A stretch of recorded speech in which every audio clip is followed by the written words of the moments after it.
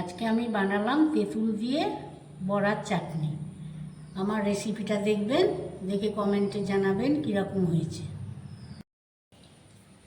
ঝর্ণার রান্নাঘরে স্বাগতম। আজকে আমি বানাবো মটরের ডাল দিয়ে তেঁতুলগুলো দিয়ে চাটনি।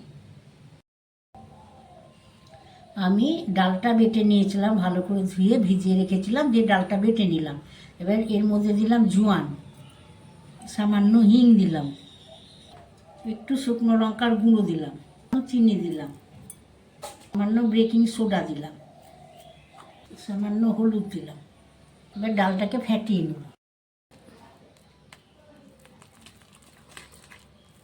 গরম হয়ে গেল, এবার একটা একটা করে বড়া ছেড়ে দিলাম।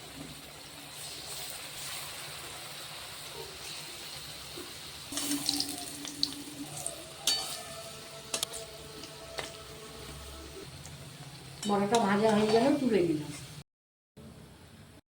দুটো শুকনো লঙ্কা ভেঙে দিলাম আর 5 ফোড়ন দিলাম,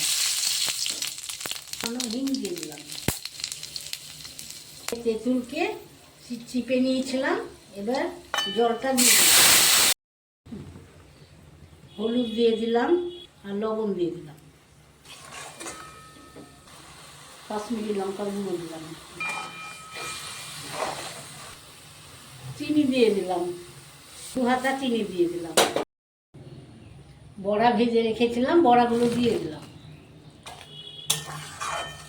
চাটনিটা হয়ে গেল, তেঁতুল গোলা দিয়ে বড়া চাটনি বানালাম। চ্যানেলটাকে শেয়ার, কমেন্ট, সাবস্ক্রাইব করে দেবেন।